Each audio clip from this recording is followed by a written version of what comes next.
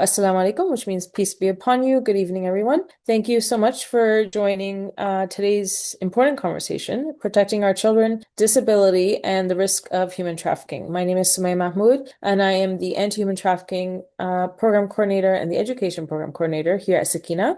And we are truly honored to be hosting this webinar in collaboration with Smile Canada, an organization that continues to advocate tirelessly for the inclusion, dignity, and well-being of children and youth with disabilities.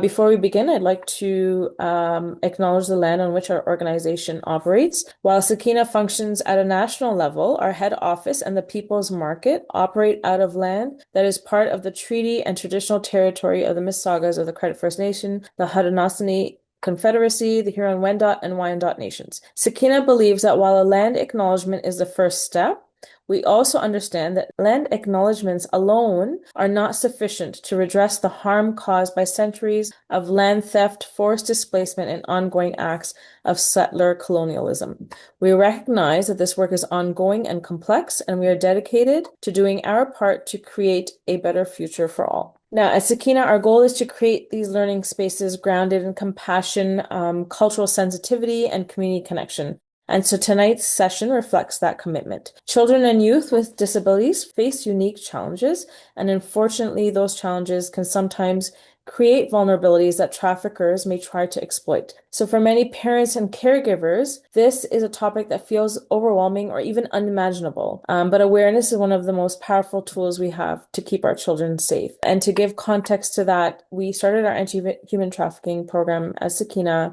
It'll be almost 2 years, faced a lot of resistance, a lot of pushback from the community, where the community thought that it's not a problem that we face in our community, it's another problem. But here we are, we continue to push through because awareness and education is key. And that's what our education program, anti-human trafficking program, is about here at Sakina. So tonight we'll learn about how traffickers target vulnerability, dependency, early warning signs and red flags, the role of online and in-person grooming, and then practical steps that parents can take to strengthen safety and protective factors at home and in the community. So our speakers today will each present their slides, share their expertise, and we will then open the floor for Q&A where our audience can ask questions.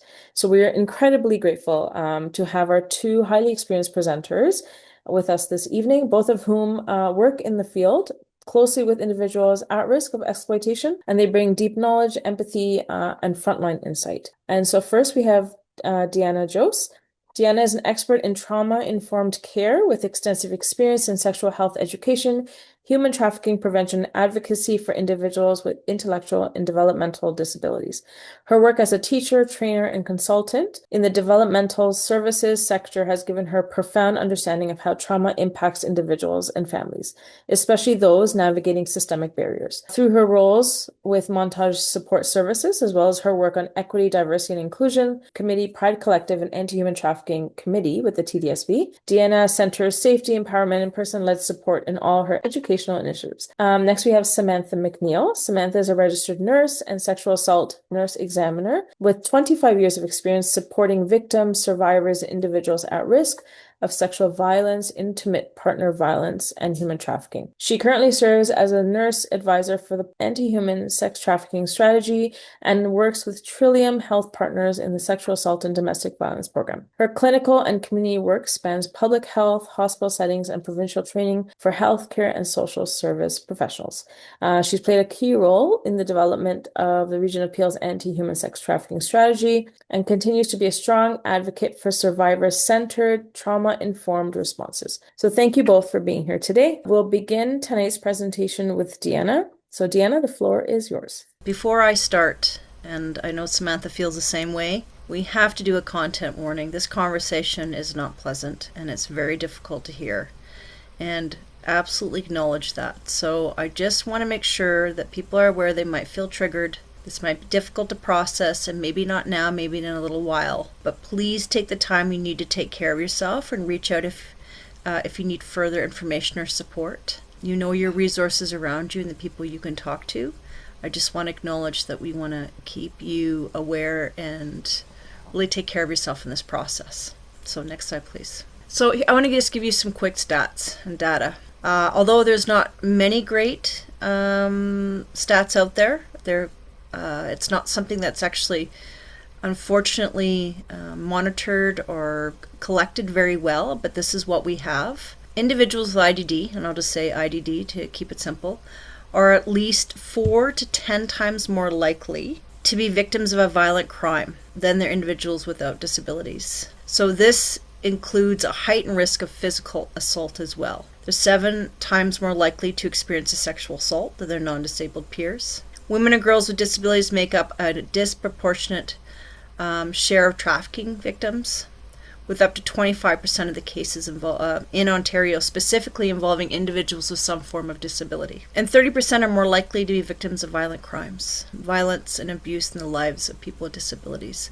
So these are the data and stats I just want to share. So when we talk about this, we're coming from a place where there's a lot of experience, unfortunately, and a lot of awareness. What I want to just point out is the targeting factors for individuals with IDD that is perceived by the trafficker. I want folks to understand that the traffickers are painfully aware of the vulnerabilities of individuals, especially with IDD, and how they perceive them. So they know individuals are less powerful, they're more vulnerable, they lack the capacity to report any crimes, easy to befriend and manipulate, and they're not sexually active, which means they're virgins and they could be sold for more money. These are what traffickers think about. This is not an exhaustive list, but this is the top list. So I just want folks to be aware of sort of what that thought process is as we go through these next few slides. So what are the targeting factors that outline the vulnerabilities for people with IDD? I'm going to go through them from my years of experience supporting individuals. These are the top reasons: lack of sex education, isolation, poverty, dependency, communication challenges, lack of online safety, and social prejudice. So let's get into these topics a little bit. I'm going to explain what I mean in terms of these headings here. So let's go to the next slide, please. So what is sex education? Sex education is a social change. Okay, in 1996 defined sex education as a lifelong process of acquiring information and forming attitudes, beliefs, and values about identity, relationships, and intimacy. It encompasses sexual development, reproductive health, interpersonal relationships, affection, intimacy, body image, and gender roles. Sexual education addresses the biological, social, culture, psychological, and spiritual dimensions of sexuality from a cognitive domain that affect the effects domain of feelings, values, and attitudes. Our behavioral domain is communication, decision-making skills. So this is sexual education as defined. Okay, let's go to the next slide, please. The problem is that individuals with IDD do not get sexual health education. Parents are the primary source of sex education and information for their children. And as a parent, obviously, and working with parents, this is the number one thing that really concerns or scares parents, is they don't feel comfortable as being a source of that sexual health education. But you're going to have to be for the individuals that you have in your homes that have an IDD, because the school system is not going to do it for you. People with IDD are less likely to receive information about their sexuality from their families of origin. We are not talking about sexuality in our homes, not at all. Families of IDD can act as a point of restriction for sexual education. I want you to think about that. You are an act of restriction for sex education. This is often the case. Parents with children with IDD may be too bombarded and overwhelmed with other day-to-day challenges that interfere with the ability to recognize the need to provide sexuality information to their disabled child. A lack of sex education can result in increased vulnerability to abuse and a lack of understanding regarding one's sexual desires and needs. I'm not here to give parents a hard time. That's not why I want to have this conversation. I need parents to understand is that we have incredibly busy lives, no question. And maybe we're completely out of our comfort zone and having this conversation, but if you don't do it, no one else will. So you have to seek out professionals to help you with that. Educate yourself on how to have conversations that are appropriate for age. Seek some resources and start having them, because the school isn't going to do it for you. And you can very easily go online to find out what the school systems actually teach students at a sort of regular age levels and see what they have, and then enhance that and have that conversation. Our education and healthcare system does not include sexual education for people with IDD that leads to an understanding of their sexuality and opportunities to engage in sexual activities as an expression. I'm not saying that I want students and young people to be having sex. That's not what I'm saying. What I want them to understand is how to have an understanding of their own autonomy, how to advocate for themselves, know their body parts, love who they are. 3 ways in which our current education system fails people with IDD are providing less than adequate information about sexuality, sexual health, and thereby failing to prepare people for adult life. Separating students with IDD from typical developing peers, encouraging segregated programs, and failing to include parents and caregivers in education programs. So I guess I want to talk a little bit about the school system and the challenges. Right now I'm working within the Toronto District School Board, and we are running a program that specifically targets schools with kids with intellectual and developmental disabilities. It is absolutely obvious. What I want you to do is look up the sexual health education curriculum. You'll see that it's fairly out of date, but what's there is important if you want to look at sort of a ground basis. What I do know, and what I was saying, is that going into the schools and talking to the kids with IDD, they don't have any concept of their own body parts.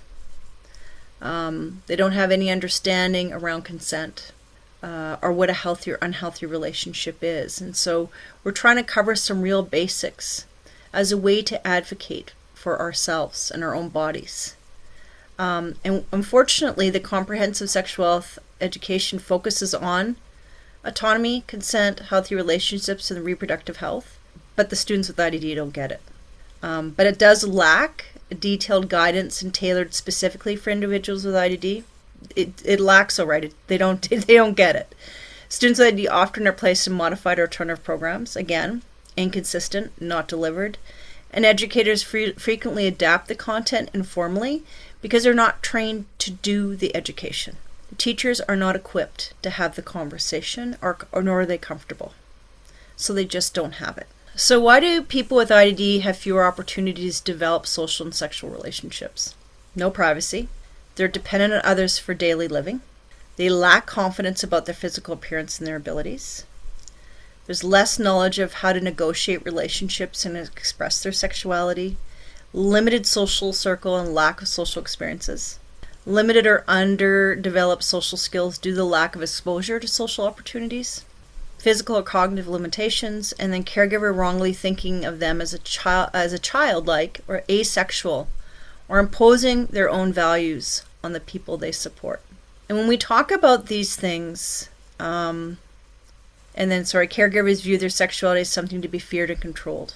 These are the kind of things that make everyone incredibly vulnerable, but even more so for people with IDD.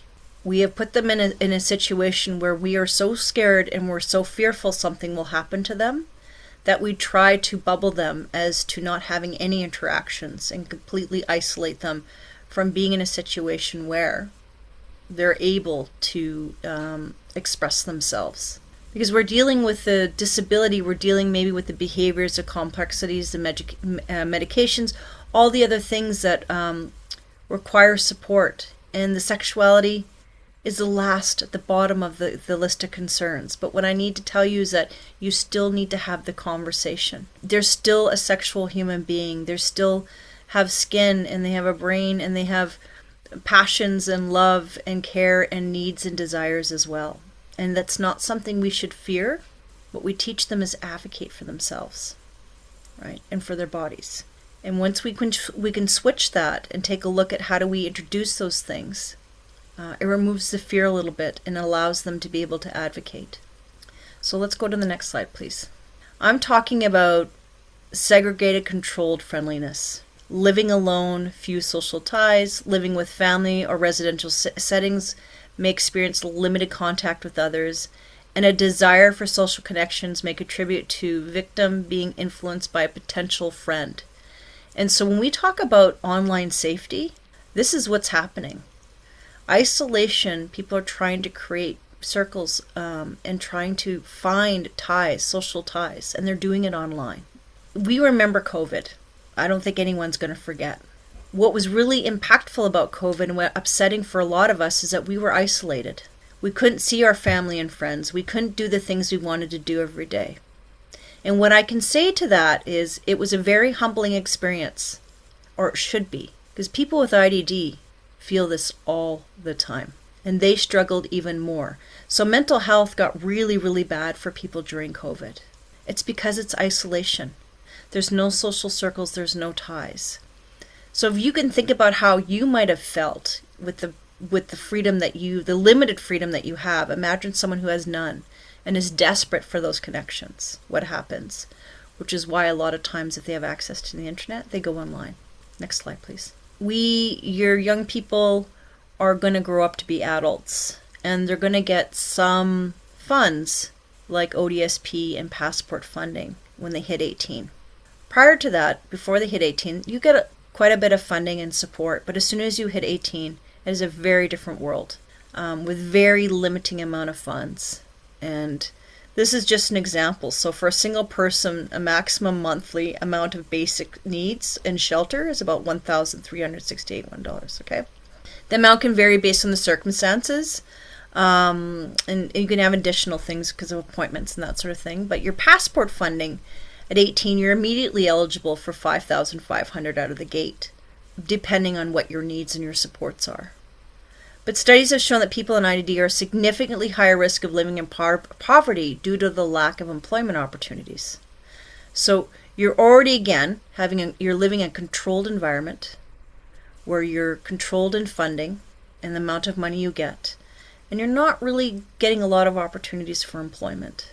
And so you seek and desire things that you want and need so desperately. So you start to see where the vulnerability is going to start coming in. Next slide, please. And dependency.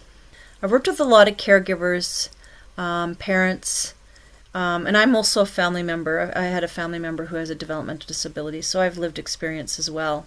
And what I know about our lovely human beings that we care and love for that have an IDD, they're born into this world and they're diagnosed, they're labeled, they're medicalized. And our fear and our worries are, this is not what I signed up for, but I'm going to protect them. And in doing so, they become dependent on their staff circles, their medical professionals. They become part of a healthcare system where they see more staff and more healthcare people than anyone. And then that may become normalized. And so there's an unequal power dynamic that occurs in these relationships. And that's normalized. So for a trafficker, this is perfect. Even if the trafficker is abusive, that's okay because they're used to being dependent on someone else. So statistically, people with IDD are victimized by people they know, which includes care providers, acquaintances, neighbors, and family members. Communication challenges. I think it's really important to acknowledge that we all communicate differently. And that could be through speech, expression of our needs, putting words to what we're actually experiencing, being misunderstood or being heard. This all affects your ability to get help and report abuse, and traffickers know that, so they become the interpreter. Their level of IDD is not an indication of their capacity to communicate. So what I'm saying is that we can teach folks how to communicate in a really effective way, making it age appropriate. And sometimes what we see is individuals have what they call cloak of confidence. They have this incredible language and they could say the right thing, which makes you think they know what they're talking about. But in fact, they don't. So very simple questions like ask them, do you know what sex trafficking is? Do you know what abuse is? Ask them questions about very basic things and you'll be surprised how little they do know. But they might know the language and they might talk about sex. But if you don't ask them what sex is, they won't know, often. We have to be careful. We have to ask questions of what is their knowledge and understanding and be able to explain that in a way that's accessible to them. So online safety, and I've pointed this out throughout. There's a theme here, right? Isolation. right? Dependency, poverty. All of this pushes us to online. And like sexual health education, the lack of education is exactly also the same conversation we have for the people we support with IDD. They have a lack of digital literacy due to the limited digital literacy skills can make it challenging for individuals with IDD to use internet safely because they do not know how to set privacy settings, they do not recognize secure websites, and they're not going to report inappropriate behavior. You need to teach that. Individuals will encounter online predators and will not recognize the warning signs of predatory behavior and are being manipulated into dangerous situations because they don't see this being a concern. They love the attention. They love hearing the compliments. They're part of a circle. They get to interact. And often we see individuals oversharing information online. That's a massive thing we see. Because they don't fully grasp the importance of keeping personal details private, which can lead to theft. And we see a lot of individuals send funds, have access, if they have access to their funds, will send them to someone online, to the point where they can put jeopardize their whole family into losing their housing. Individuals are more vulnerable to cyberbullying because they're so desperately seeking relationships online and they have no concept of the dangers of online. So I say to caregivers, when it comes to phones or comes to anything, would you ever put your loved one in downtown Toronto and tell them to get home? Good luck. Find your way home. None of us would do that. If we needed them to get home and actually they had to go somewhere, we would teach them. Teach them about how to be safe, what to look for, what bus, give them the information. So you should never hand a phone over to anyone without going through it and monitoring and having conversations with them. In the same way that you can imagine everyone coming into their bedroom from the street and hanging out in their bedroom by themselves. But that's essentially what's happening, is you're allowing all these strangers from all over the world sit in the space by themselves. The vulnerability is massive. Social prejudice. Oftentimes, individuals with IDD are not believed by their family, friends, or support workers, or members of the public. Again, a great target, because the victim can't report abuse or won't, because people won't believe them. And it suffers from shame and self-blame. Victims are often marginalized and viewed as not credible due to their disability by the police reporting. And I'll give you an example. A police officer might talk to individuals and say, you maybe they were sexually assaulted or exploited, and the individual's like, oh yeah, they touched my cookie. Do you think a police is going to be alarmed by that? If the individual said, yes, they touched my vulva and my vagina, then that's more alarming. What we need to understand is that language and understanding your basic body parts creates credibility and empowers people to understand their body. Attitudinal perceptions among police and the justice system about victims, absolutely an issue, you guys. Absolutely an issue. There's a huge lack of appropriate support and advocacy from reporting abuse. There's low rates of prosecution. And when conviction occurs, sentences for a crime against people with disabilities are much lighter, particularly in sexual offenses, because 9 times out of 10, they don't even have a clue what happened or what they're doing. They've had no education. There is no consent education, okay?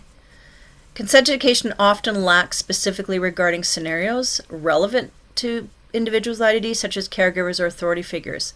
Consent doesn't exist because you make all the decisions as caregivers. Individuals with IDD are never asked, what do you think? How do you feel? Can someone touch you? When can they touch you? They're completely desensitized to it. Next slide, please. What is shocking to me is the lack of understanding from most folks around the legal age of consent. And this is for everyone, you guys, everyone. But it's more important for people with IDD. Individuals with IDD can go to school till they're 21 years old. And I can't tell how many times I've walked into a school and I've discovered that a 21-year-old is dating a 14-year-old. Now imagine, in my mind, what I'm thinking about. And people say, well, they're intellectually only this age. The law doesn't care. The law is looking at what everyone else is looking at in terms of what the expectations are. So in Canada, you have to be 16 years old to be able to legally agree to sexual activity. That is called age of consent. And sexual activities includes a range of activity from kissing to sexual intercourse and cannot include any abuse or exploitation.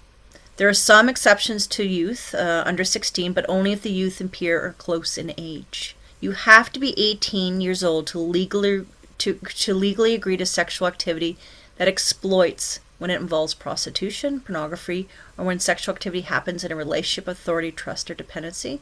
Example, teacher, coach, or babysitter. This is a conversation that we have to constantly have when it comes to age and legal rights and consent. Absolutely. And the school system doesn't even have this conversation when it comes to our folks with IDD. Next slide, please. What I want and what I've learned over the last 20 years is that, again, we don't have a lot of really good understanding of the law. And what I want to say is this. Someone says or does something that shows that they're not consenting to an activity, that's not consent. Someone says or does something to show that they're not agreeing to activity, that's not consent. This is something I want really folks to be clear on. Someone incapable of consenting to an activity because they are intoxicated, have diminished capacity and unconscious.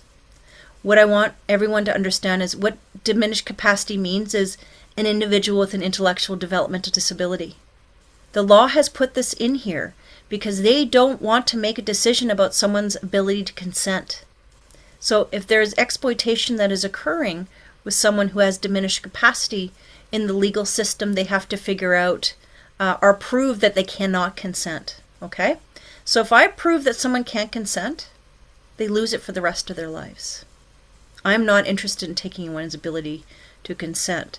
And the law doesn't want to actually address that. So here we are, intoxication, diminished capacity, unconscious is incapable. So they're already deeming that, okay? And a consent can't result in another a person's of abuse, which is obvious, and then someone consent to sexuality on behalf of someone else. Okay, that really we need to make that clear, that people understand that. Next slide, please. Consent is complicated, so let's just teach our folks how to protect ourselves and how to understand what's private and public, and that no one should touch them without permission. That's the basic rule for anyone and everyone, especially with someone with IDD. Empower them. Empower them. Thank you so much, Deanna. It's a hard act to follow. I hope I can do this information justice, just as Deanna has. And I think it's a lot of information to take in. And as Deanna talked about initially, this is a lot to process. So take some time. We have some resources for you as well at the end. But we're here if you have questions at the end, and definitely we can follow up. So this is just a good kind of quote to start with. No parent can child-proof the world. A parent's job is to world-proof the child. So I think this really does come on the heels of Deanna's session that she just presented, is arming yourself to be able to arm your child with enough information to make informed decisions and provide that protection where there are IDD to make sure that individuals are not being exploited. As we saw in the statistics that have been shared, individuals with IDD do have higher risk, higher rates, and are much more vulnerable to physical and sexual harm. So just a little bit more context. People living with a disability in Canada represent 22% of Canadians, which makes them the largest minority group in Canada. And I don't think that this is spoken about as often as it really should be. And again, it's really talking about individuals living with disabilities and their rights because they make up the largest minority group in Canada. Individuals are often reliant on others for assistance, and reliance leads to vulnerability, which I think has been very clearly outlined by Deanna in the first part of this session. So why is there this draw to social media, gaming, and the internet? As Deanna had discussed as well, during COVID, we found there to be a much more heightened engagement because these types of platforms provide a sense of identity. You can, game with individuals that like the same game or like gaming as an overarching hobby. It creates a sense of accomplishment if you can, score a different score, or you can reach a specific goal. There's large communities that form around video games and social media. TikTok, you take any hobby or any interest and you can find a group that relates to your interest or your hobby. It also, not always, but sometimes does provide an escape to our negative emotions. Many individuals do have an online presence that is very different than maybe their persona in their real life, but it gives them an outlet and an opportunity to have, a different persona or engage with a population that get them, and they feel a part of that community. And neuroscientifically, and psychiatrists have been hired to make games very pleasurable and also very addictive. So we know that people do have this in their mind when they're not playing video games, that they want to play video games, as well as social media providing those social rewards like hearts and likes. So there is a reason why people are drawn to this. So, some of the red flags when we think about online presence and engaging in any kind of online activity, things like when somebody doesn't provide any information about themselves but wants to know everything about the individual.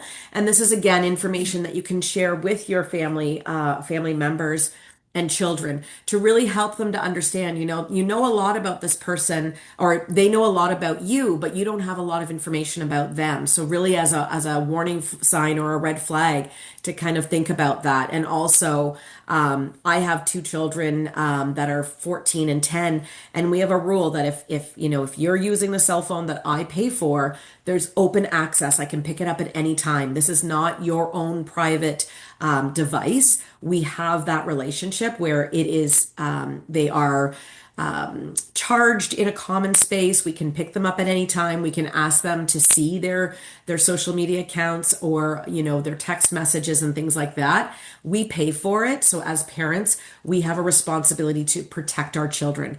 Wanting to keep all exchanges a secret. That is a huge red flag. Are you alone? Or, going private, talking on Snapchat, vanishing modes on Messenger or Instagram. You can see usually on Snapchat, Snapchat it disappears, but on Messenger or Instagram in the chat section, you can actually pull down the screen and that will make the messages disappear. So if one of your loved ones is instructed to do this, that's also a red flag when you're looking at their social media. Why is this on disappearing mode? Who told you to go on disappearing mode? And that individual that they're engaging with, that is a clear indicator that somebody has told them to go on disappearing mode. Or are you alone? Or let's talk when your parents aren't around, or when you have some time alone. Another big red flag, and I don't think that this even needs any kind of explanation, but I know a way you can earn money fast. If it seems too good to be true, it always is. And I think with individuals living with IDD, it's really important for them to be aware that, there are situations where people are going to embellish the truth, and they're going to sell them a bill of goods. This is not true. This is not to be believed. If it sounds too good to be true, it is. And if they are provided with a proposition to make money, or, this opportunity, it's really important for them to have a dialogue with family members, with individuals that they trust, to talk about what that looks like. Wanting to meet up too suddenly, especially in isolated or sketchy places, insisting that you go alone. Hey, I want to meet up with you. I think you're wonderful. I really would love to meet with you. Again, that is a vulnerability that is being exploited. The individual is not aware, and maybe, has the ability to possibly go to a day program and maybe meet up with somebody, or somebody now knows where they go to school or where they're going for a day program and wants to meet up with them. That is not normal. That's not okay. And that is definitely a red flag. Obviously, the next one as well doesn't need any explanation. Asking for nude photos very quickly, or sending nudes to somebody unsolicited. That's also a very traumatizing experience. An individual, regardless of ability, oftentimes individuals that have ulterior motives are sending these explicit images, either of themselves or somebody else as a shock value, but also to normalize the behavior. If I send one of me, you should send one of you. Something that's also a tactic that's used as well with younger children is, can you show me a picture of your chest? I don't know if I'm developing properly. Or can you show me a picture of your genitals? I don't know. Does your penis look like mine? Unfortunately, individuals can be lured that way by virtue of seeming very innocent, that this is another peer that's the same age or around the same age and just has some questions and is reaching out to their community to ask questions about that. And so again, unsolicited or solicited explicit images is not okay. And that again is speaking back to Deanna's conversation around know your children, help them to understand what they could potentially be faced with on gaming sites, on social media sites, because a lot of this is unsolicited. And then the child is faced with receiving this image that is very triggering, and they're very caught off guard, obviously by virtue of the explicit nature of that image, and feel compelled to share an image back, whether it's under the guise of, can you help me understand if I'm developing properly, or I've now showed you an image, you need to send one back to me, feeling that, that connection. Well, I've done this for you, so you owe me. As well as stalking behavior. So if somebody has a profile on a social media account and they post a picture and immediately there's a certain individual that keeps liking it or, having comments on it within 30 seconds to a minute, they're obviously monitoring that individual's activity online. And that's a huge red flag. That should not be somebody that's constantly following everything they do, and not just once, but becoming a pattern where every time they post something, every time they have, something online, that individual is liking it or putting a comment up. This is just an image. It's a one child ad, and it's an image of a public service announcement. But this really does kind of encapsulate or provide a bit of a snapshot as to what's going on in an individual's life when either they're going live or they are chatting with somebody. I love your room. Wow, talk about your pretty face. What city are you from? A lot of these things will come up with seemingly very natural. Oh, where do you live? Trying to find commonalities. But unfortunately, individuals with IDD don't necessarily understand potentially the tone or the undertone, and that they're oversharing information about themselves. And through these types of informal engagement, individuals can gain access to a lot of information.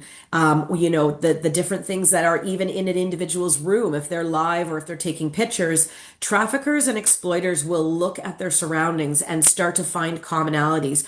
Oh, I saw you had a Labubu attached to your bag. I like Labubus too. I have the exact same one. Finding those commonalities, because it really does decrease that concern of this person, I don't know them. This is a stranger. And sadly, social media and online presence has really decreased everyone's level of that feeling inside that something's not right, because we don't have that interaction. When we're faced with somebody person to person, you automatically have that kind of gut feeling, this isn't right, or, I'm just getting a weird vibe. Whereas unfortunately online, you don't have that ability to have that same mechanism, that defense mechanism that will tell you something's wrong.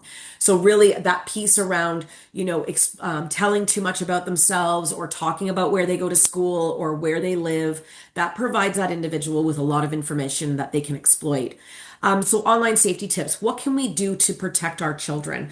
Change your privacy settings. It's very important that if children have any type of social media or gaming or online presence, that it's really important to change those privacy settings to ensure that it's not an open setting where they need to accept a friend request, or that somebody can find, on Snapchat more specifically, there's a location element and somebody can just click on your profile and they can see where you are, and it will show you other individuals in your network where they are situated within your geographical nature, kind of radius. And so it's really important to turn off those locations, to turn on the privacy settings to ensure that children and youth are not engaging on social media sites, on gaming sites, or any kind of online chat room or otherwise where their privacy is completely open. So really look into what that means. And you can just Google privacy settings for Snapchat, our privacy settings for Minecraft.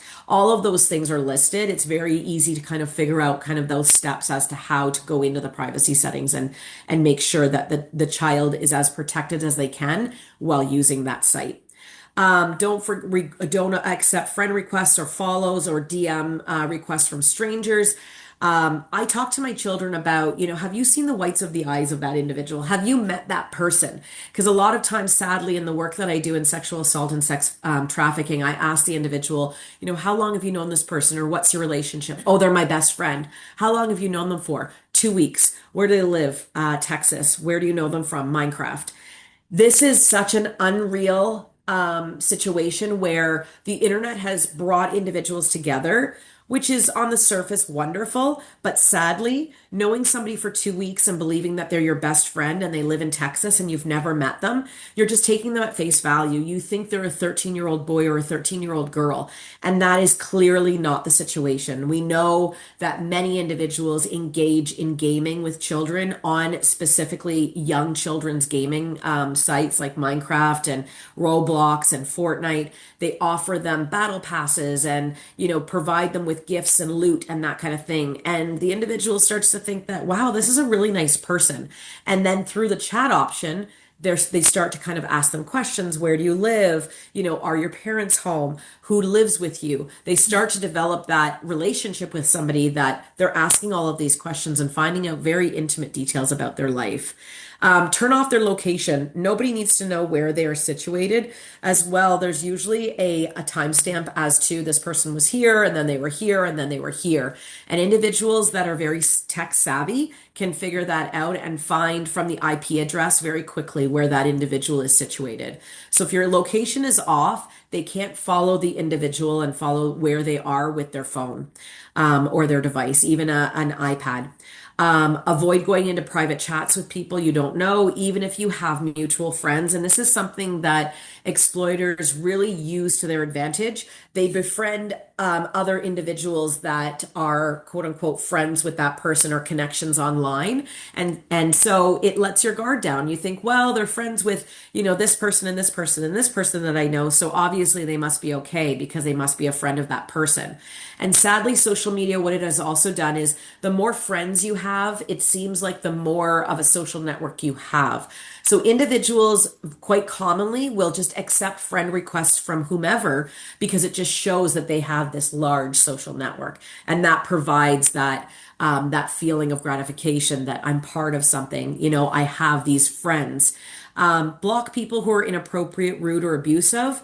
They don't have the right to be abusive or inappropriate to somebody. So it is okay to block them.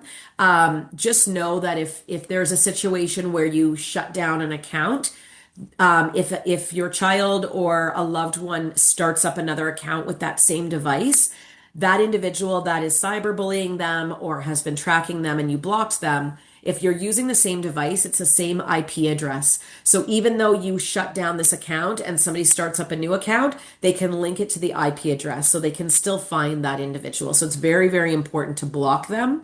And if there is a situation where you want to shut down your account, and somebody decides, later on that they want to have another, let's say, Facebook account, they need to use a different device because that individual can link it between the IP addresses.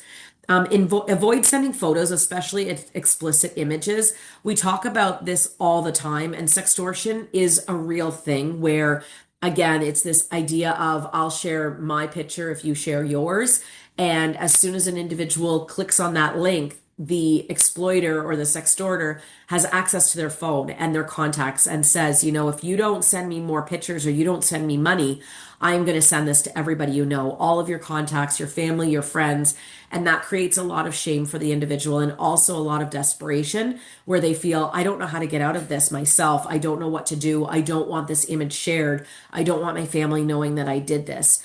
And ultimately, it's a lapse of judgment, but children's prefrontal cortex, the front of their brain, is not fully developed until the age of 25.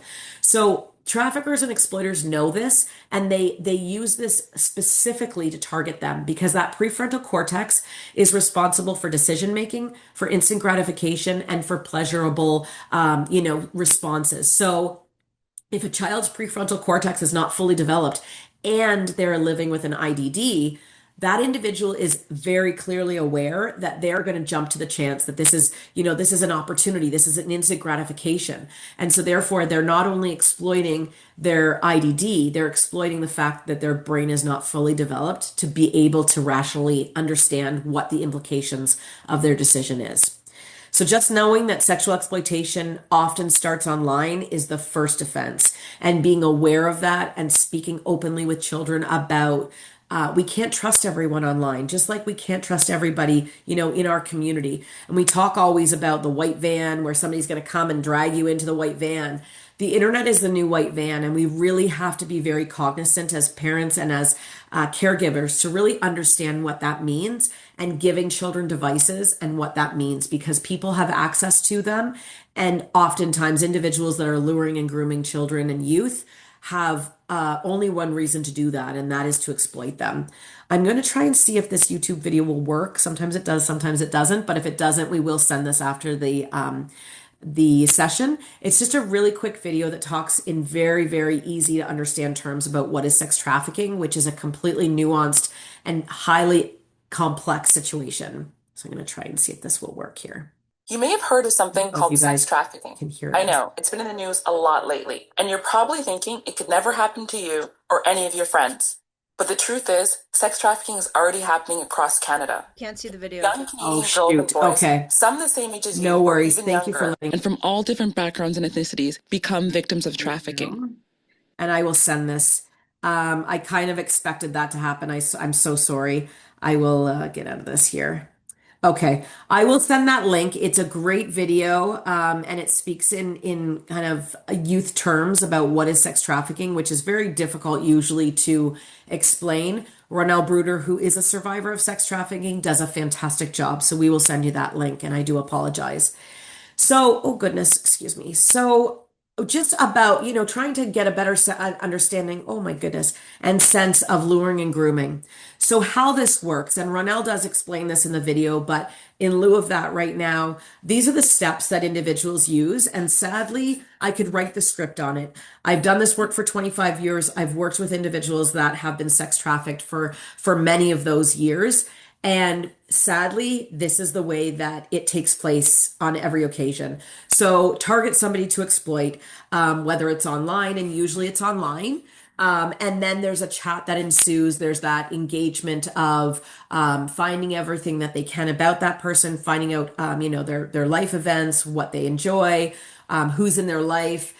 Friends who don't have good relationships with. They gain that trust and personal information. Then they start to share incentives, whether it's a battle pass, whether it's Robux, whether they start sending electronic Uber Eats cards or gift cards to the individual. Usually there is an incentive-based approach where it's like, you know what, I just really think you're an amazing person and I want you to have this. And there's no strings attached, excuse me. Then there's isolation where it's like, you can't trust your mom. You tell me that, you and her have arguments all the time and she doesn't let you do the things that you want to do. And that's where they start to isolate the individual. They stop talking to their friends. They really start to become only that individual is who they're speaking with and who they're engaging with. And then the exploitation begins where the individual is exploited, whether it's turn on your webcam and, show me some explicit video, share explicit images with me. And it turns to this situation of, I was really good to you. I gave you all these things. That wasn't free. You owe me for this. And it starts to become a debt bondage where the individual feels like they owe this person something and they've spent all this money on them. And, I really love you and I care about you. And if you love me and care about me, you will do these things for us, for our relationship. So it really looks like it's an individual that's a love interest. And they have led the individual to believe that, they would take care of them. They're the only one that loves them, that cares for them unconditionally. And like I say, that exploitation begins by virtue of, you didn't think this was free. You have to repay me. I've done so much for you. This is on you to repay me or to engage in these kinds of activities so that we can both have the life of our dreams. Or they find out all the things, whether it's going away or living in a home with this individual. They sell them their dream, and sadly, we have heard accounts from traffickers that definitively say it's easy. I just tell them what they want to hear. I sell them their dream, and it's so simple for me to execute that plan. And then they maintain control by virtue of, well, if you don't want to do it, I'm going to share these images with your parents that you shared with me, or I'm going to come and get your sister because I know your sister lives with you, or I'm going to send these pictures to your grandparents through the mail. And so obviously that is a threat that individuals, especially individuals that are living with IDD or again, young and impressionable, it's a very scary situation. They don't realize what this person is capable of. And that's what leads to that maintaining the control of that individual. So some considerations relating to the risks and indicators. So individuals like Deanna had talked about often live in relative isolation. They may rely on assistive devices. They may be denied information about trafficking in healthy relationships and sexual relationships, potentially chronic runaway tendencies, risky internet usage, difficulty discerning between potential romantic partner and a trafficker. And that's usually the key feature is somebody just presents themselves as this perfect partner and somebody that, is going to love them unconditionally. And then that normalized unequal power dynamic. And what the indicators are, what you can potentially see is breaking or withholding assistive devices or technology or mobility devices, because again, then that individual becomes very reliant on that person. Withholding medications, if the individual is reliant on medications, the trafficker or exploiter will say, I'm not giving you these medications until you do what I say. Controlling or withholding social assistance or other financial benefits. And this is very, very common. I've had numerous individuals that I have worked with that have had developmental disabilities as well as intellectual disabilities and have said to me, I got into sex work because I knew I was going to be exploited. So I thought that there might be a time where I could call the shots and I could, define how this was going to work before somebody was going to exploit me because I knew it was going to happen. And that just breaks my heart because individuals with IDD, living with IDD, should not think that is their destiny and think, well, you know what, this is going to happen to me anyway. I'm going to be exploited. So I might as well see what I can do before somebody starts to exploit me. And taking that social assistance, those benefits, OW or Ontario Works or Ontario Disability Support Program or Passport financial means, all of those things, we see it and it plays out all the time where an individual is coming to seek assistance and the individual that is the exploiter is with them, speaking for them, holding on all of their ID. Physical injuries are signs of neglect. So bed sores, untreated STIs. Those are situations where individuals need to have medical care. And these are presenting issues that an individual or a caregiver that you might be paying to come into your home to provide those supports, they are exploiting that individual and they are not caring for them the way that they should be cared for. Chronic constipation or bedwetting, which is often signs with intellectual delays or disabilities, not attending day or school programs or medical appointments if they start missing these types of appointments or school or day programs. Isolation from family, friends, and support systems. So moving away, backing away from support systems because these individuals have convinced the victim that, you don't need those people. You're worse off with them. I'm the only person that loves you and I'm the only person that will care for you. So some warning signs. So I talked about this increase in school absences or bathroom breaks, returning from lunch hungry, whether they're on their phone or whether they're engaging in exploitation during their lunch hour or their breaks, new apps on their phone, or sometimes there are situations where there's hidden apps on a phone, but there's also apps that are called vault apps.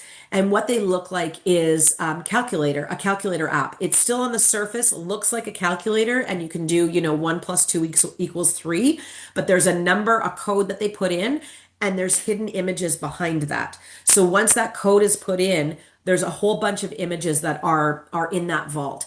And the way that you can identify that is you go into the individual's phone and you look at the amount of space that it's taking up. A calculator app doesn't take up very much space. It doesn't take up very much space on their phone. So if it looks like there's a significant amount of space being used by a calculator, that probably is a Vault app.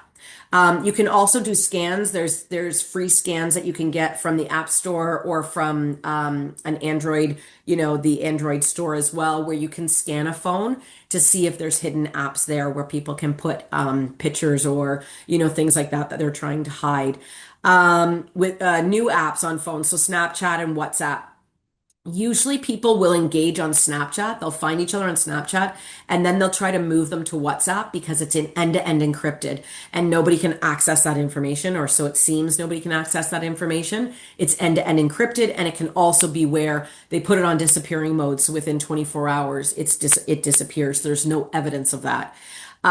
Withdrawal from social activities or friends or things that they used to enjoy, saying, I don't want to go to that anymore, or those aren't my friends, or, that type of behavior. Talking about new friends or a new partner.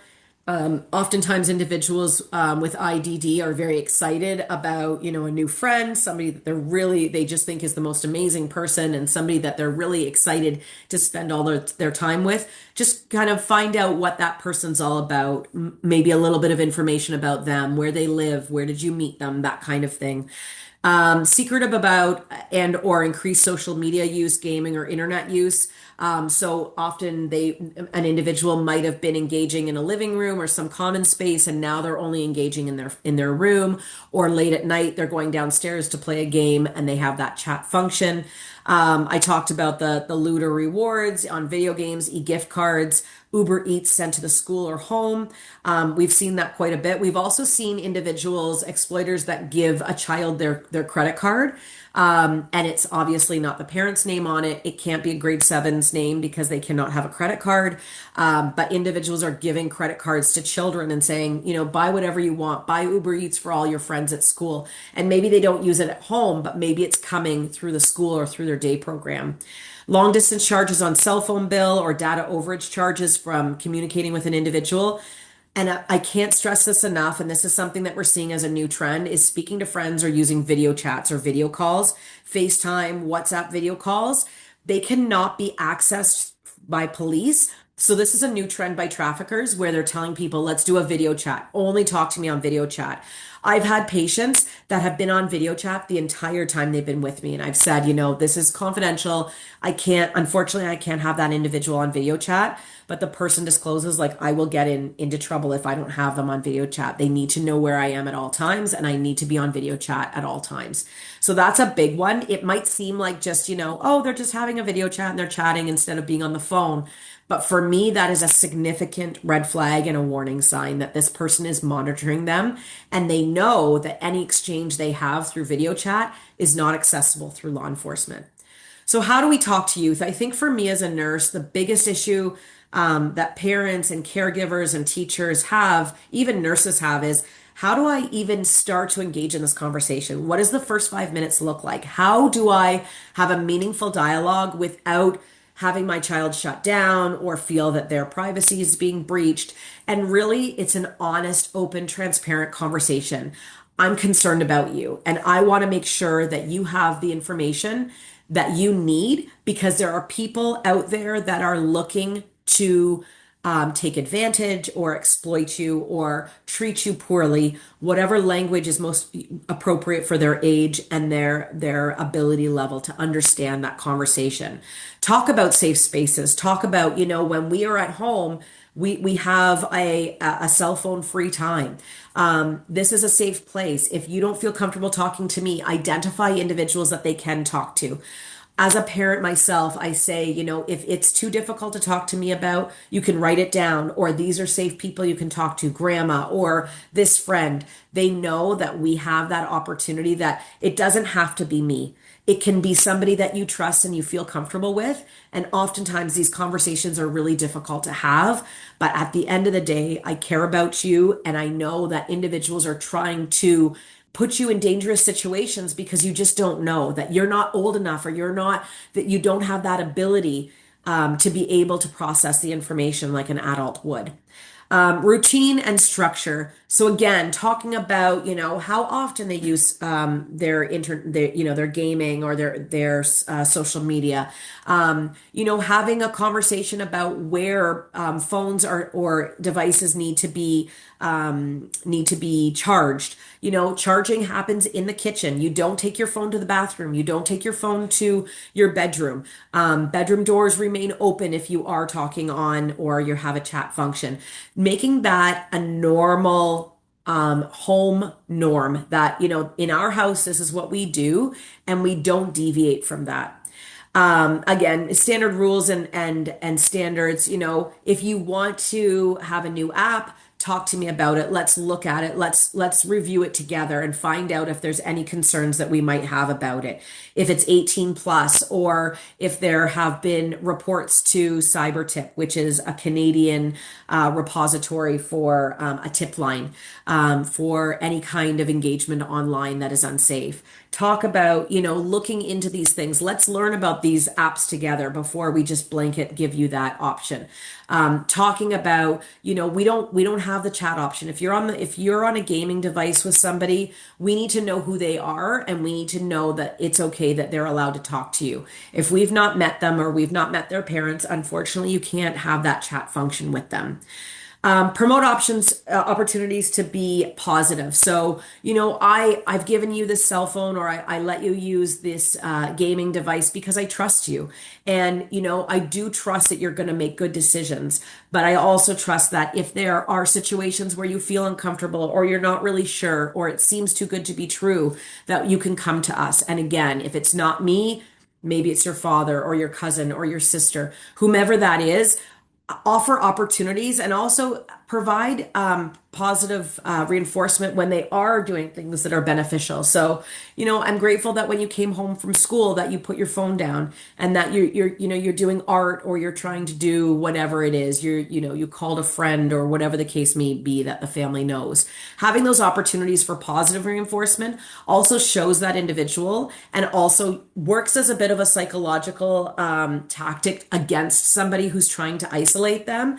I think that's awesome that you put your phone down, and we had dinner together, or you watched a movie with me, or whatever the case may be, so that they know that there's positive reinforcement there. And we all make mistakes, so avoid shaming. It's not, how dare you, or why didn't you think of this, or why would you have sent that to somebody? If a child makes a mistake, just like we all do, you can talk about, we all make mistakes. We're all human.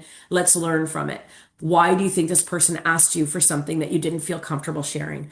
And talk about that with the individual, with your family member, with your child, so that they can better understand, what the potential consequences are. Because again, individuals living with IDD, it's very difficult for them to really have that same ability to discern a safe person from an unsafe person. And with those vulnerabilities, that individual is trying very hard to manipulate and to fill their mind with, no, your parents don't know you. Your parents are not providing you with the freedom that you should have. All of these things.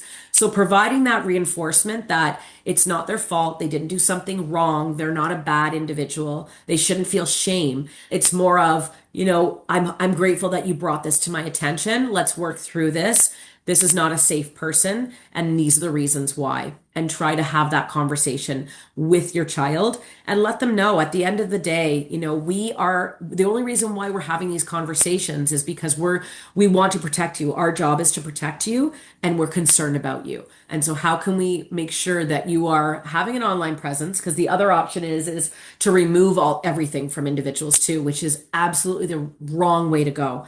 If somebody doesn't have an online presence and hasn't been able to navigate online situations, that individual becomes much more vulnerable as well when they potentially do get access to social media or gaming or having an online presence. So I think the main takeaway is we are living in an online world. Individuals have access to our children, whether we like it or not. And we want to build the opportunity for individuals to learn to have an online presence safely and to question some of these relationships that individuals are trying to engage with them on, to keep them as safe as we can.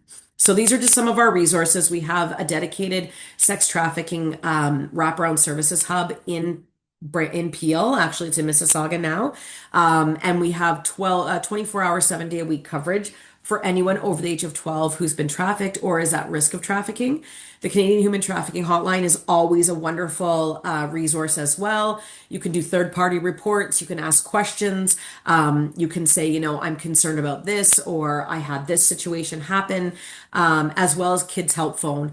It's a wonderful opportunity where individuals can text back and forth too. So it gives children and youth autonomy to be able to ask some questions on their own, whether they'd like to text or whether they want to speak to somebody. But sometimes it's really helpful to know that if this is the situation, we don't want you to get involved in this, but if you find yourself in a situation where you're feeling unsafe, these are some resources that you can reach out to and receive some direction if you don't feel safe coming to a parent.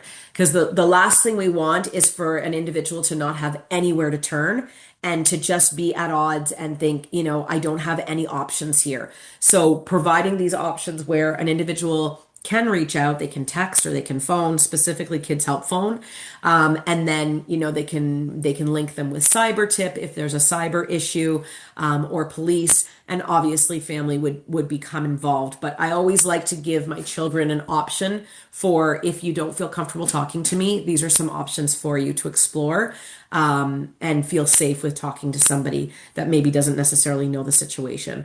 But hopefully that dialogue will ensue and there will be a feeling of safety to be able to talk to family members about that.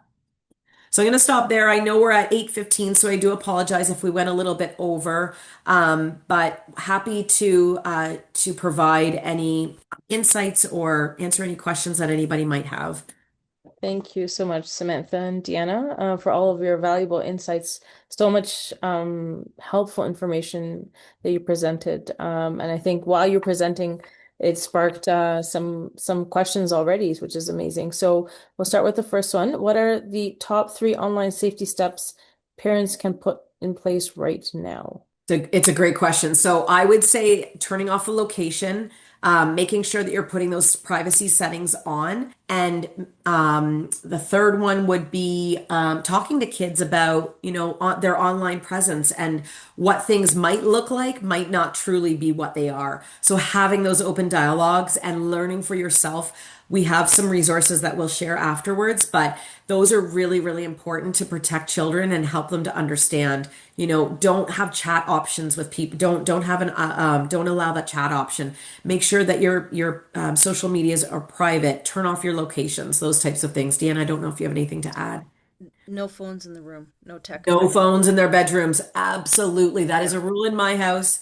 No phones in the washroom, no phones in the bathroom, or iPads or anything with a camera. I feel the best way to explain this to people and is when the light bulb goes off is we wouldn't allow for our kids to have a stranger in the bedroom. That's akin to having a phone in the bedroom is akin to having a stranger in the bedroom. And I think sometimes that really helps drive the message home. Absolutely, I agree. And having an open profile, you wouldn't allow a child to dance on stage in front of 12,000 people. So we have to be very aware of that too, that an online presence and posting videos of our children dancing is the same as having, thousands of people watching our child dance. So I agree with you. That usually is the connector. Okay, we have another one. Why do traffickers target children with communication difficulties or cognitive impairments? I think we touched a little bit about it, but Yeah, maybe. because they can't communicate Mhm. their abuse. Mhm. They're the prime target. And they often haven't been taught to communicate, so they don't have the language to ask for help or support. Mhm. That's the simple, quick answer. Yeah. Absolutely. And sadly, I also feel that oftentimes individuals are not believed, even if they are able to provide some sort of warning sign about something's wrong, something has happened. And that's where that constipation and, bed sores and things like that, there might be physical signs of abuse as well, where an individual might not be able to communicate the message, but there might be other signs of abuse happening. In addition to, sadly, many individuals are not believed when they do disclose. So that really decreases the ability for individuals to disclose any kind of abuse. We know that overarchingly, only about 5% of individuals report sexual crimes. Overarchingly, less than 5% of individuals report sexual crimes. So that means 95% of victims do not report because of shame, because of systemic barriers, stigma, racism, so many different things. But sadly, this is what inhibits individuals from being able to come forward. And so that's why traffickers use it, because it's such a wonderful tool for them, sadly. But on the good side, I will say, and I say this in every session I do, having conversations like this, having opportunities to have, to have trainings and to raise awareness. We can't end trafficking, we can't end sexual exploitation, but we can disrupt it. So now each one individual that sees this will tell somebody else, who will tell somebody else, who will tell somebody else. And psychologically, that becomes very difficult for traffickers because they don't want anybody to know. They want it to be under a shroud of secrecy. So the more we talk about it, the more, my gosh, I know so many people that say my daughter's friend from baseball was trafficked, or my sister's, friend from work, this happened to them. So you don't have to go very far to realize that. And then it takes away the shame. It takes away the guilt. There is that, I've heard of this before. I know, and that disrupts it. Right, absolutely. If a parent notices secrecy or a sudden new friend, what should their first steps be? Oh, let Samantha go. I have some thoughts too. Okay.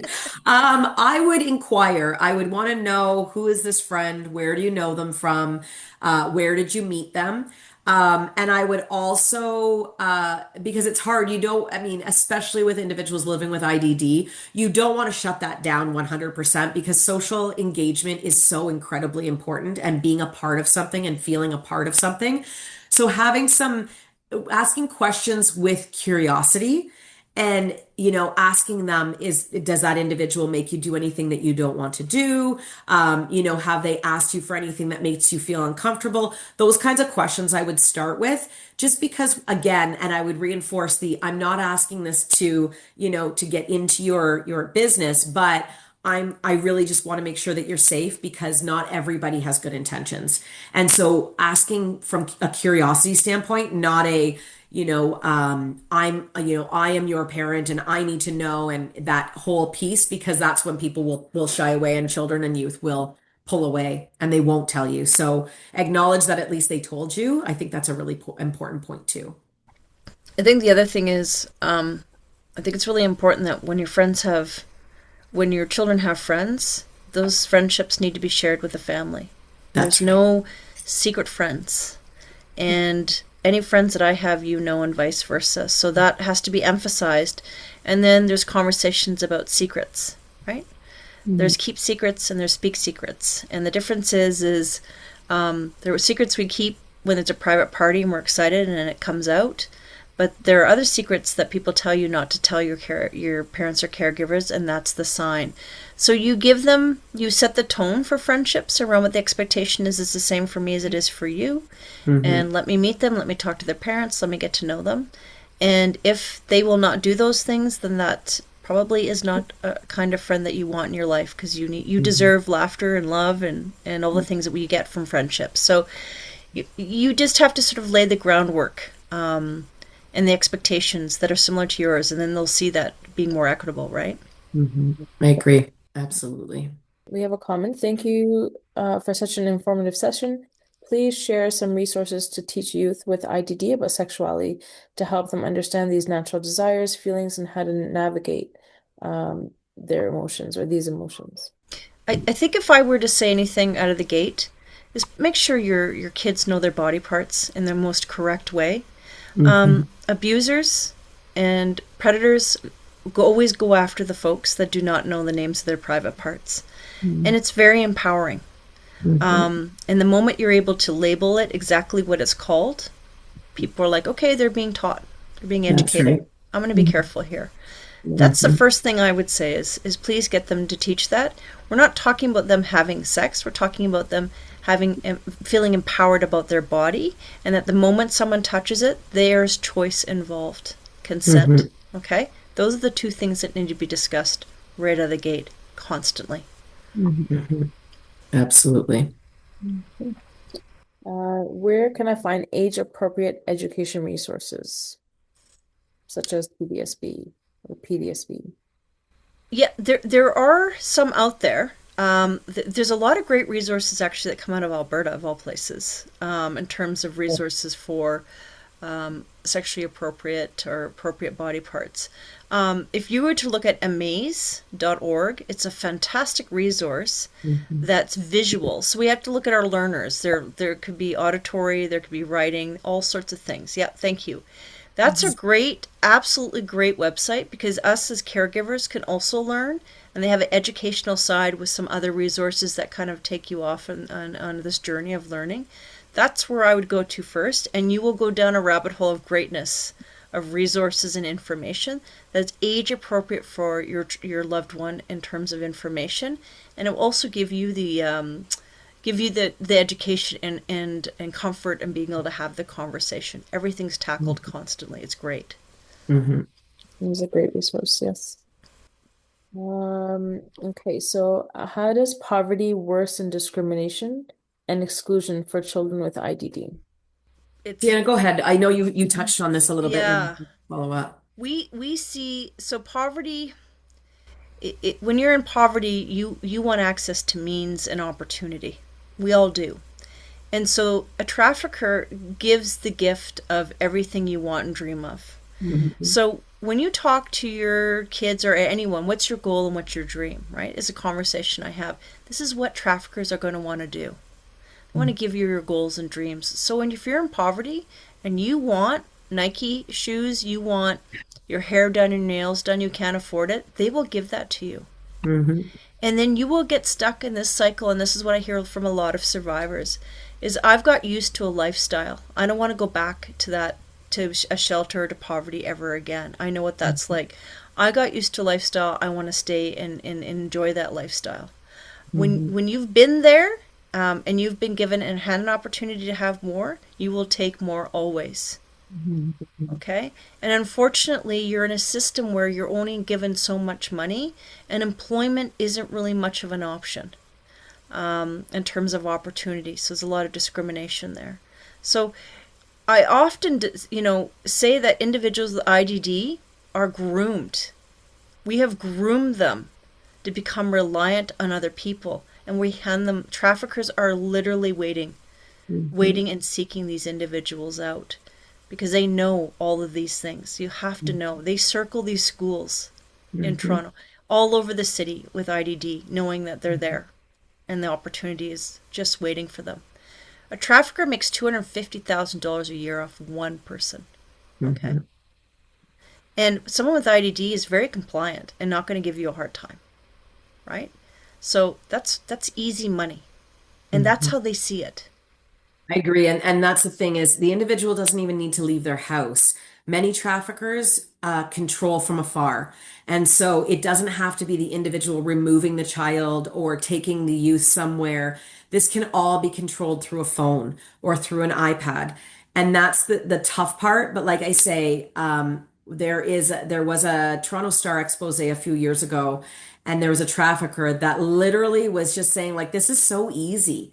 And that is for individuals that are not living with an IDD. And individuals that are living with an IDD, like I say, I have had many survivors that I've spoken to that have said, they told me that this was going to be a better life. They told me that they would take care of me. And to your point, Deanna, I enjoyed it. Like I enjoyed this. I didn't like this part, but look at all the things I have, or look at the now, the access I have to all these things. And for us as service providers, that's very difficult to compete with. Thankfully, in our region, we do have two houses, a safe house and a transitional house, specifically for sex trafficked individuals. And they look like model homes, but we had no choice. Individuals will not go to a shelter because they've had this life. They also have a lot of adrenaline pumping all the time.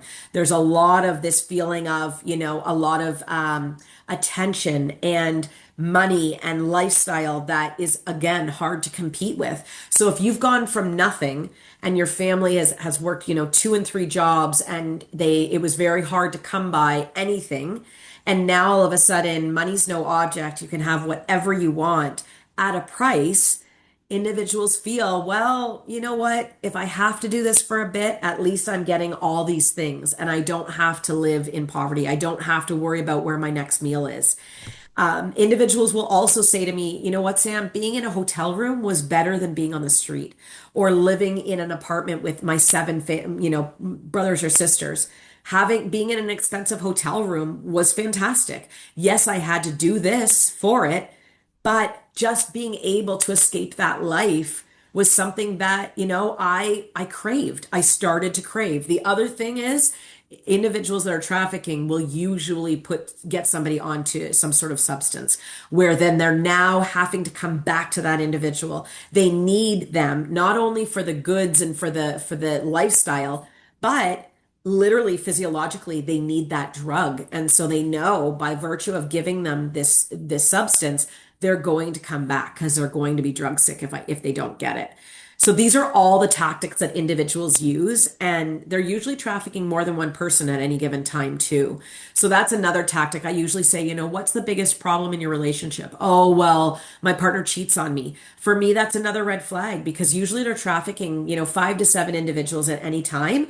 And it seems to the individual that they are in a relationship and it seems as though they're cheating on them.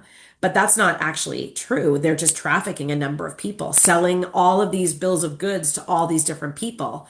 So, just some of the things to think about, but it's a very fine line because, like I say, you don't want to exclude the individual from the opportunity to have that social aspect. But at the same time, it's so incredibly important to do it safely. And I agree with you, Deanna. Ask questions, ask to meet their family or to meet them. And then and in person, you'll get that vibe. If they don't want to meet you, that's a good enough reason to say, that's it. Right. We're not doing this. And psychologically, from when my boys have been little up until now, we have a sign in the bathroom that says, no secrets. We don't take our clothes off unless we're bathing, and that we, these are the things. And people would say to me, but your kids don't read. I said, it's not for my kids. It's for people entering my home. Then they know that we have these conversations. We talk about no secrets. My children know that they don't take their clothing off unless they're bathing with somebody that, is a mom or a dad or grandma, whatever the case may be. But it does, we have to think of the psychological elements of the individual that's going to exploit our children as well. And looking at ways to ensure that that person better know that we have these conversations. To your point, Deanna, using body parts in the anatomically correct terms, not saying flower or something like that. I've been in court where that has come up and they've said, well, what's flower? How do you know that that's actually vagina? These are the things. And again, if you speak about terms and about anatomical body parts, that individual has a very clear indication that this is not a family that I can probably exploit because there's conversations that are being had. It becomes much more difficult. And then they go on to the next person, sadly, because it's too much work. I do want to be mindful of time. We have one last question and then we will close. What mental health resources are available for affected children? Deanna, I'm going to pass that one to you. I know you're Well, working in the schools. yeah, I mean, there's strides. Depending on the age of the child and the disability, there are resources available within your region based on that. So I can speak to, because I'm sort of, I work out of Toronto, there are programs at Strides, and there's other youth-based programs, like YouthLink and youth-based programs. What I also want to make sure is that caregivers also take some time to take care of themselves and gain some understanding. There's a lot of guilt and sadness and anger and, just like, how can this happen? And Mhm. it's not you. We all are parents trying to do our best. It can happen. It will happen. It's how you deal with it and how you also work with that loved one to make sure that they get the support they have and that you also deal with it as well. So Mhm. so it's not hard. One of the great things I always say to people, if in doubt, call 211. I was just about 211 to is a say that. fantastic resource for all questions, anything, and they'll hook you Mhm. up right away with the right resource in your region and they'll ask the right questions. So that's what I would do. And online, 211 online as well. You can search by subject area, by topic. It's very accessible, and it will, you can put your geographic area in as to where you would prefer services. But absolutely, I agree. And I'm just so grateful we've had this opportunity as well, because like I say, I think knowledge is power, and sharing this information and then continuing the dialogue with the slides and the recording, and some resources. So thank you again, Sumaya. This is very, very helpful. Thank you both for joining us and presenting us with so much information. Thank you to our audience for all of your thoughtful questions. And um, it's exactly what Deanna and Samantha said, that communication, awareness, connection, that is all so important, and continuing these conversations at home so the knowledge is moved forward, is awareness and education is the first step. These are hard conversations to have. They're topics that we're not necessarily comfortable with, but it's imperative and important that we have them. So thank you so much for all of you for joining us tonight. And Samantha and Deanna, once again, thank you so much. This was amazing and so resourceful, insightful, and I hope we all learned something from this. So thank you. Thank you so Hope much. everyone has a great evening. Thank Thank you you. so much. Take care. Goodbye.